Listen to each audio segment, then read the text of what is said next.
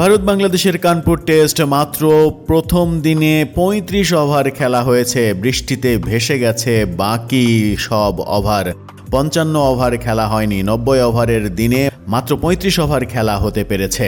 ভেজা আউটফিল্ডের কারণে বাংলাদেশ ভারত দ্বিতীয় টেস্টের খেলা ১ ঘন্টা দেরিতে শুরু হয়েছিল। এরপর লাঞ্চ বিরতির সময় আরেক দফা বৃষ্টি নেমেছিল।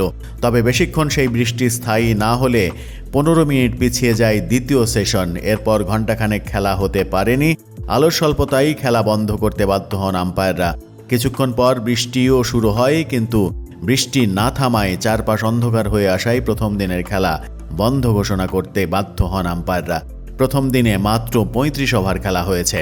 শনিবার বাংলাদেশের দুই ব্যাটসম্যান মমিনুল এবং মুশফিক দ্বিতীয় দিন শেষ করেছেন। তারা রয়েছেন ক্রিজে। মমিনুল ৮১ বলে ৪০ রান এবং মুশফিক ৬ রানে অপরাজিত আছেন। ৩ উইকেট হারিয়ে প্রথম দিনে বাংলাদেশের সংগ্রহ ১০৭ রান। আকাশদীপ নিয়েছেন ২ উইকেট, রবিচন্দ্রন আশ্বিন নিয়েছেন ১ উইকেট।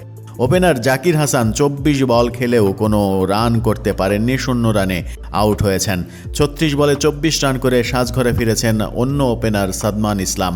দুই ওপেনারকেই ফিরিয়েছেন আকাশদীপ। এরপর মমিনুলকে সঙ্গে নিয়ে চাপ সামলে নেওয়ার চেষ্টা করেছেন অধিনায়ক নাজমুল হোসেন শান্ত, কিন্তু ২৫ ওভারে ২ উইকেট হারিয়ে ৭৪ রান সংগ্রহ করে মধ্যাহ্ন বিরতিতে যাওয়া বাংলাদেশ ৮০ রানে ৫৭ বলে ৩১ রান করে অবশেষে আউট হন। এরপর মুশফিককে নিয়ে ব্যাট করছেন মমিনুল। প্রথম দিনে মমিনুল এবং মুশফিক অপরাজিত রয়েছেন। দ্বিতীয় দিনে তারা কতটা এগিয়ে নিতে পারেন সেটি দেখার বিষয়। দলের রান ১০৭।